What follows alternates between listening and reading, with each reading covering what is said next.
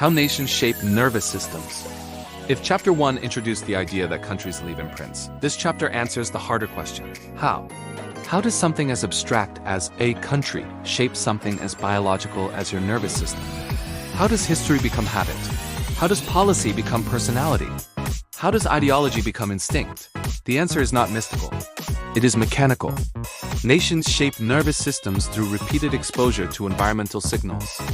And the nervous system does what it has always done best: it adapts. When a society signals danger, unpredictability, hierarchy, competition, shame, or scarcity repeatedly and over time, your brain encodes those signals as baseline reality. You call it common sense. Your nervous system calls it survival.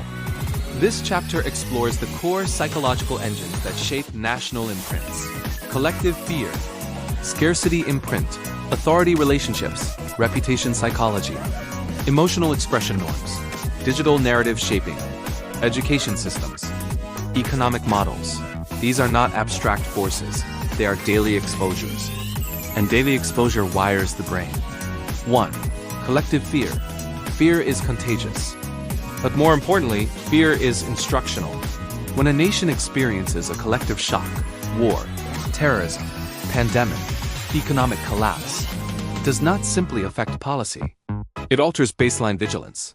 Take the United States after 9/11s. The event lasted hours. The psychological ripple lasted decades. Airports became security theaters. News cycles intensified. Political rhetoric hardened. Suspicion normalized. Children growing up post-9/11s absorb something subtle: the world is not safe. The nervous system responds to repeated threat cues by increasing baseline vigilance. The amygdala, the brain's alarm system, becomes more reactive when threat exposure is chronic or emotionally intense. Now consider COVID-19, lockdowns, daily death counts, mask debates, social distancing, economic uncertainty.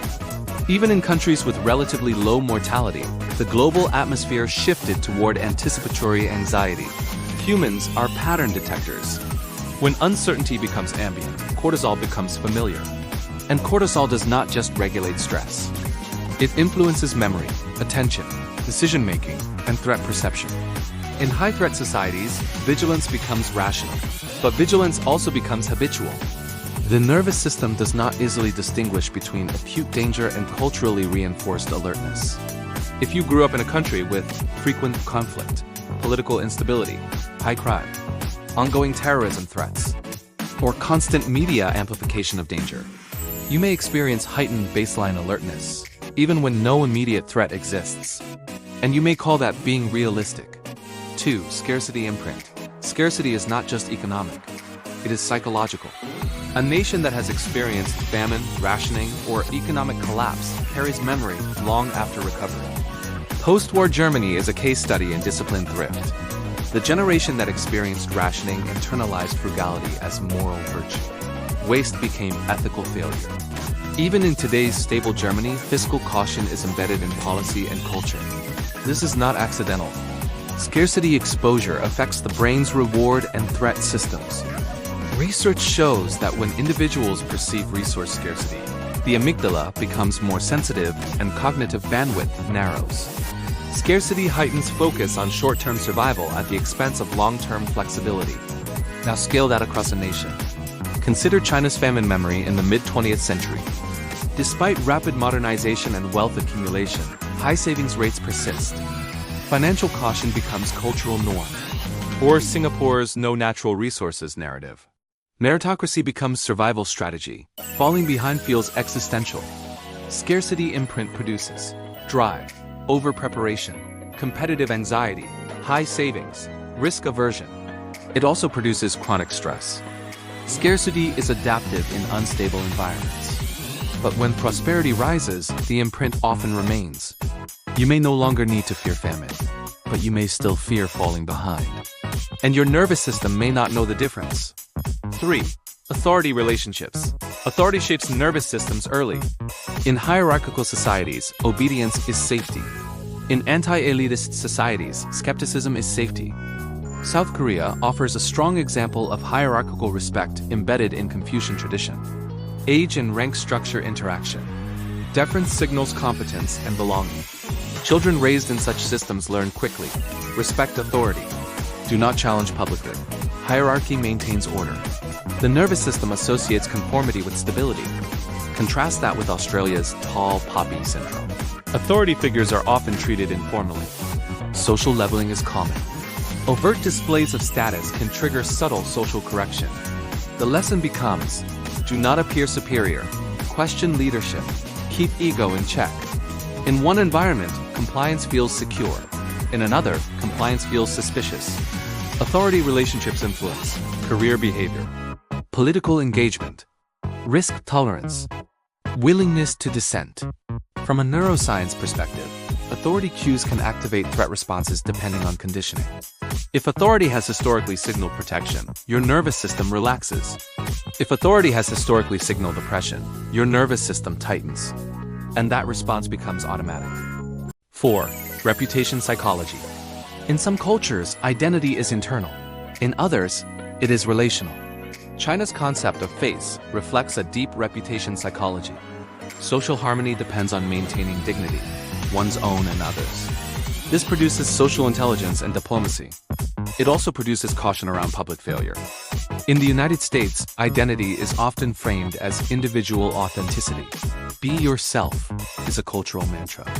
Reputation still matters, but personal expression is valorized.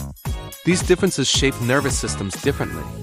When reputation is central, social evaluation activates stronger stress responses. Public mistakes feel amplified. When individuality is central, social rejection may activate isolation fears. Neither system is superior, but each wires social anxiety differently, and each creates different blind spots. 5. Emotional expression norms. Emotional expression is not universal. Japan's cultural norm of gamen, enduring hardship quietly, fosters composure and resilience. It also increases risk of internalized distress.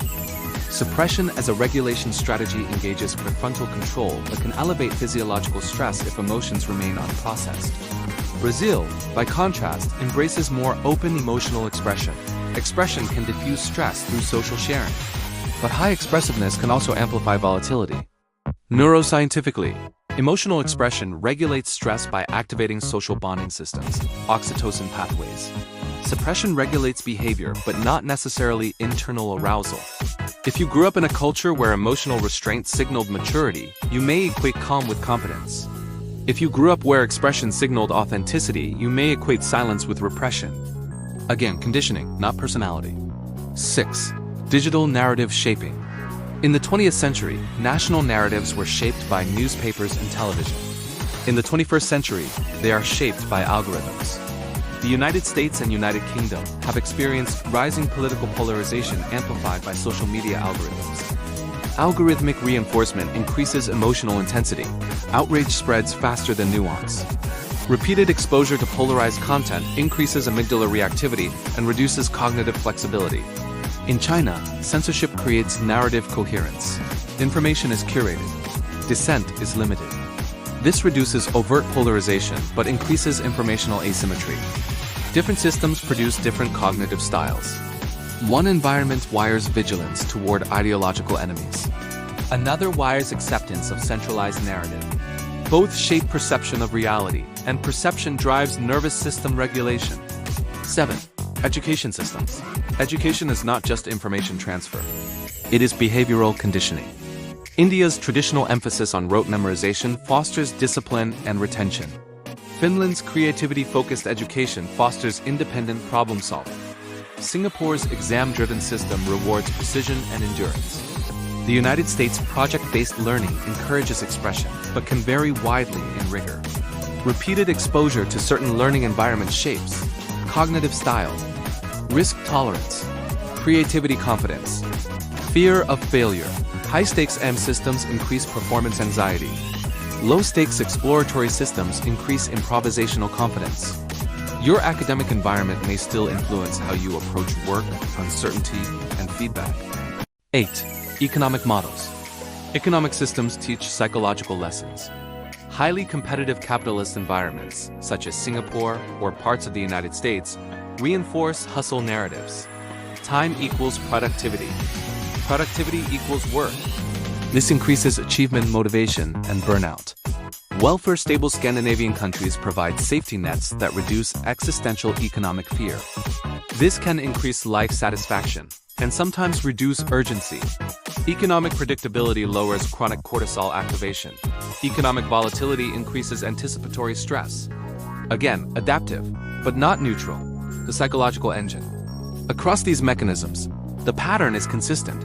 Repeated exposure gives nervous system adaptation, gives behavioral norm, gives cultural reinforcement. The brain is plastic. It adapts to perceived reality.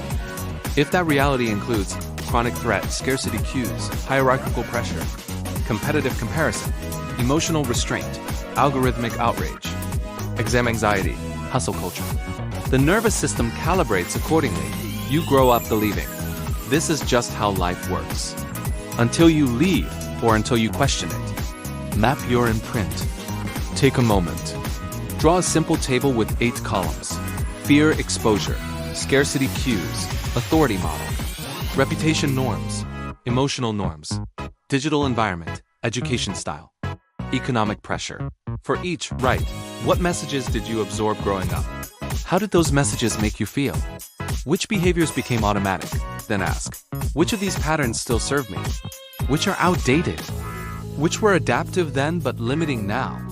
You are not diagnosing pathology. You are mapping conditioning. Final thought.